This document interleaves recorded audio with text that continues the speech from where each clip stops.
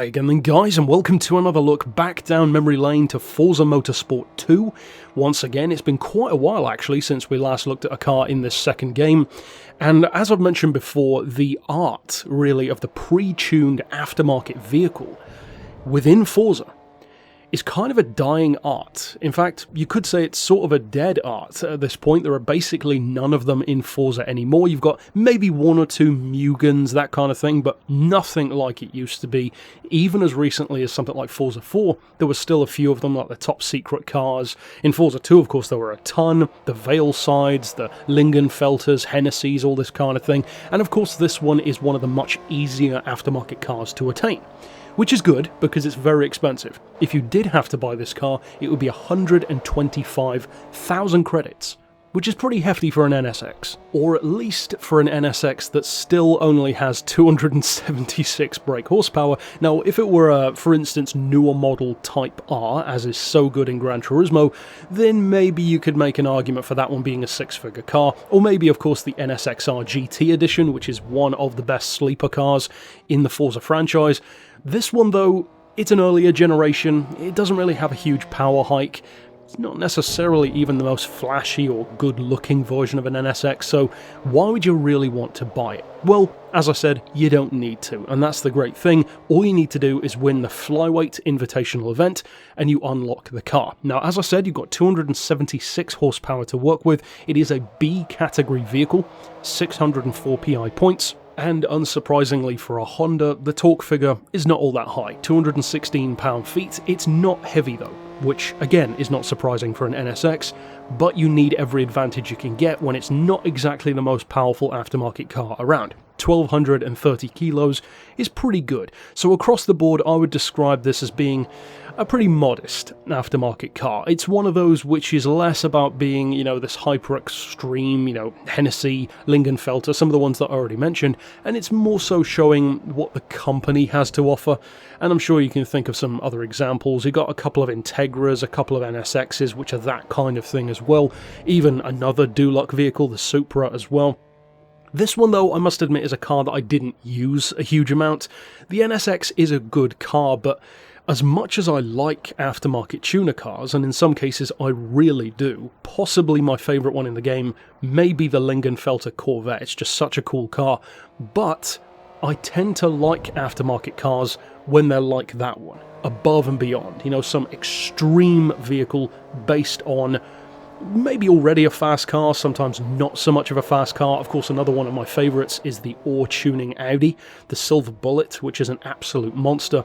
This one, though, and a couple of others like it, especially those Integras, as I mentioned, the Aero Gear, I believe one of them is a VIS or VIS-tuned one as well. Those ones I'm not as much of a fan of, because they're not bad, they just don't offer anything that the regular one doesn't already give you, except you have to win them instead of buy them. So I get it, but they seem a little bit unnecessary in the game. It's still cool to have them for a collector especially, but I would always go for instance, a regular Integra, or even a regular NSX or an NSX Type R. Because, generally they're simpler to attain, you can just buy it.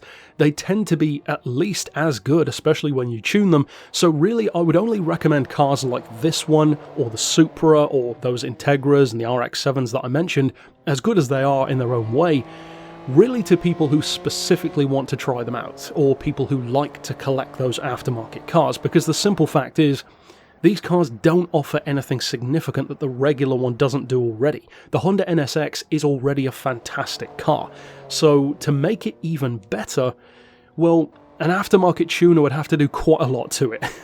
You would essentially need to make it something like a street-legal JGTC car or something for it to really feel necessary.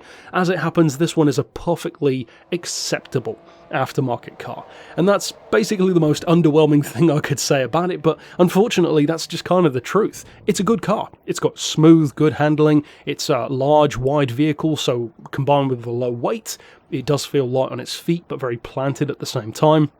The performance is good on the NSX, of course. It is one of the faster JDM cars, but it just doesn't feel all that necessary to me. It's the kind of car, and this for me was certainly true, where I had it in my garage, but I never really used it. There are some aftermarket cars that I would use because they were genuinely good.